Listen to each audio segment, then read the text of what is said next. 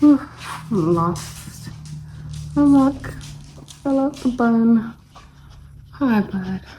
So I just finished doing my first at-home ballet class, well, re-entering ballet class. I've put together my version of a little YouTube university for ballet, and I literally just finished. I put together a couple warm-up videos, and then just to start, did a 30-minute class instead of jumping right back into an hour, because I have previously had a very bad habit of like starting back in too strong instead of allowing myself to build back up or not even back up, but build better, instead of trying to rush back into a place where just my body is not accustomed to being at anymore, or I just kind of jumped into things. Blah, blah, blah. So growing up, I did a whole gamut of things. Was dance kid, theater kid, and then fell in love with photography really young too. But on and off throughout my childhood, I was in dance classes, participated at different dance schools, and loved ballet, but had a weird love-hate relationship with it because of some of just, if you're familiar with the ballet world, just some of the energies and the things that come with existing in that space, and that really sort of ate away at me. And so I have just now, and then throughout my adult life, took a couple classes here and there, but never fully recommitted. And now recently I've been feeling compelled to re-engage with ballet and just sort of allow myself to experiment again and have it and love it as fun instead of as career or anything like that. And for a fun way to exercise and to stay limber, and just I love the discipline that it adds, and love the way my body feels open and just more mobile and capable. So just did this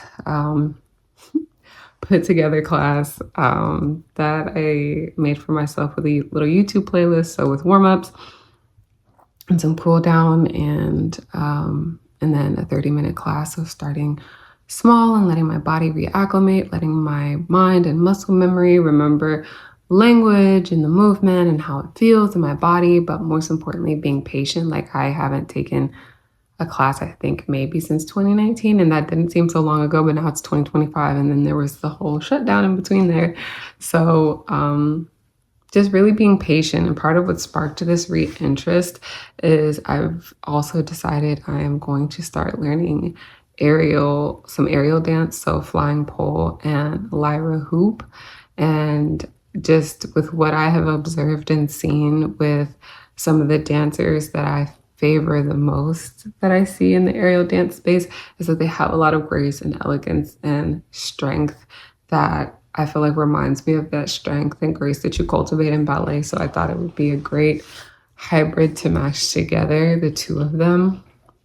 So I'm starting with ballet classes at home, and I may, once I've reacclimated enough, then step into a public class where I will be in a group setting and class setting and can get feedback and everything. But before that, I do just want to give myself the opportunity to refamiliarize with the movement, the posture, how it feels in my body, the language, so that I can feel like I can move a bit more comfortably and knowingly through the class, and really be getting technical feedback and correction instead of just learning and reestablishing my glossary and awareness of language and motion together.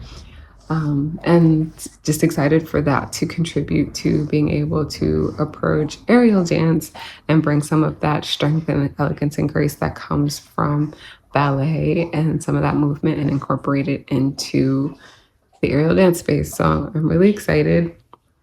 And, and then as a means to be mindful of my coin, like sometimes I get really excited and do all the things, buy all the things for a specific something, and then don't immediately get into it. So I'm slow rolling my way back into these things, back into these spaces, and we'll get more and more of the things that I need when I decided to go into class so that I can have appropriate wear and everything. But for now, just starting out at home and just allowing my body to remember and have fun.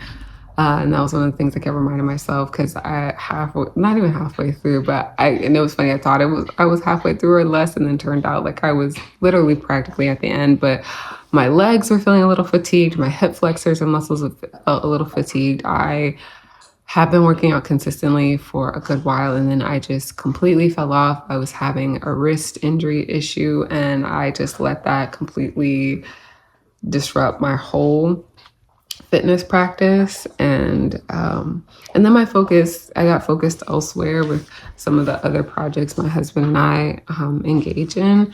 But I just was not, outside of our walks and hiking and being in the woods, was not doing a whole lot to support my mobility, flexibility, strength.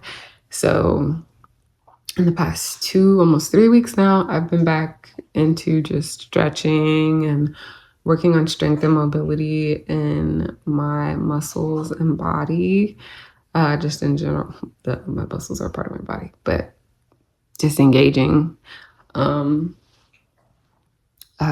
waking up my joints, my ligaments, my muscles, and having them remember the spaciousness and expansiveness. And that's just helped me feel good throughout the day, just period, just not walking around feeling so tight.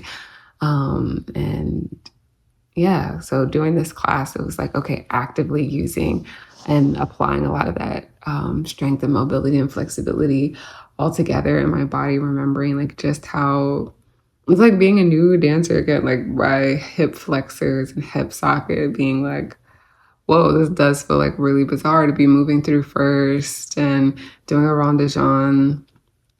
And it's just really cool, just being able to baby step back into it and be patient with myself instead of having some specific like goal or feeling like something's riding on it. Like I just get to enjoy it, and then get to enjoy watching as I develop, just for the sheer purpose of being able to enjoy the visual beauty and form and grace and excitement of like just how my body evolves and engages with this practice. And yeah, just having fun. So I'm excited to document this journey. This is day one. I'm feeling great.